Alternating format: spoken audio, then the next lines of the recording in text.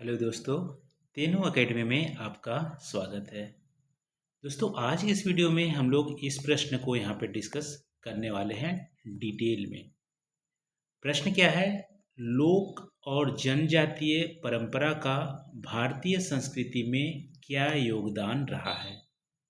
लोक और जनजातीय परंपरा, जो हमारा ट्राइबल का जो हमारे परंपरा है, उसका कंट्रीब्यूशन क्या है भारतीय संस्कृति में, ये सिंपली यहाँ पे प्रश्न में पूछ रहा है। देखिए, अध्याय जो 7 है हमारा कक्षा 6 के सामाजिक विज्ञान का, भारत की सांस्कृतिक जड़ें, इसमें क्लियरली बोला है कि भारत की जो संस्कृति है वो हमारा एक वृक्ष की तरह है, पेड़ की तरह, विशाल पेड़ की तरह है। और इस विशाल पेड़ में बहुत सारे डालियां हैं, शाखाएं हैं।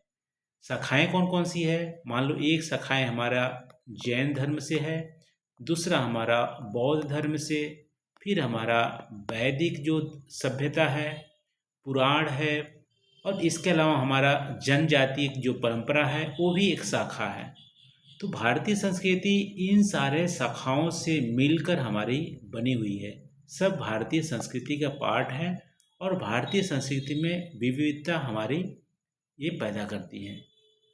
तो इन्हीं को आपको बताना है कैसे हमारी परंपरा में, भारतीय संस्कृति में कैसे हमारी जनजातीय परंपरा का योगदान है। तो पहला योगदान में आप बोल सकते हैं लोकगीत और लोक नृत्य। आप टीवी में, न्यूज में आप सुनते होंगे कि जनजातियों का जो लोकगीत है बहुत ही सुहावना होता है, सबकी यूनिक है। सारे ट्राइबल की अपनी अपनी लोकगीत होती है, लोक नृत्य होता है। तो ये हमारा क्षेत्रीय संगीत और नृत्य शैलियों में हमारा योगदान देता है।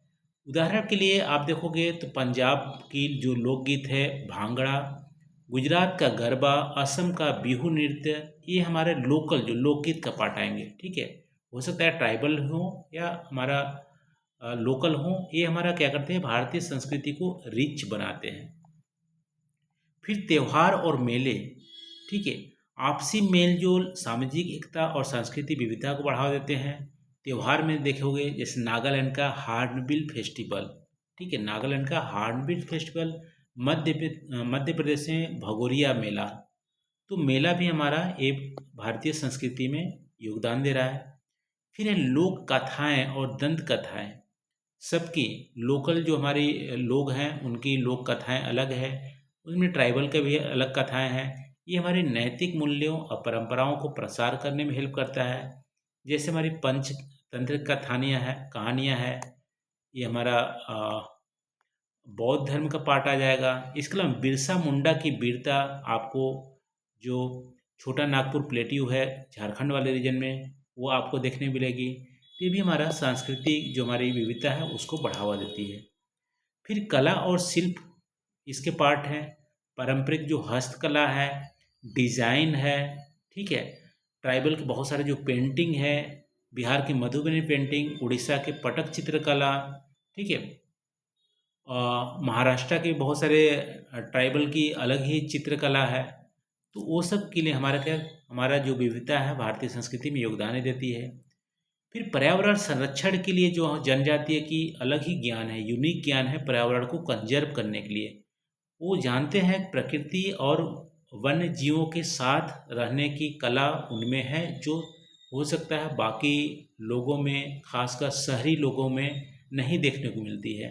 ठीक है, जैसे राजस्थान की जो बिश्नोई समुदाय है वो एकदम अच्छा एग्जाम्पल है।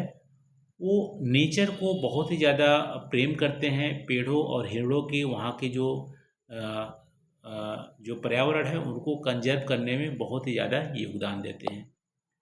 फिर हमारे स्थानीय ज्ञान में खेती करना, ट्राइबल की औषधि की जो कला है, औषधीय गुण है, वहाँ भी वैध होते हैं ट्राइबों में, जो कि प्लांट वेस्ट औषधि प्रोवाइड करते हैं। वास्तुकला है, या जो पहाड़ी एरिया में सीढ़ीनुमा खेती है, जनजातीय आयुर्वेदिक औषधियाँ हैं, ये हमारी भारतीय संस्कृति को इनरिच कर रही है।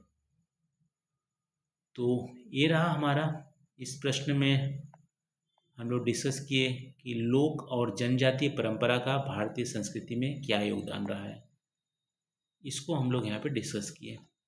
ठीक है, लोक मतलब नॉर्मल जो हमारी लोकल जो हमारी कला है, और जनजातीय मतलब ट्राइबल।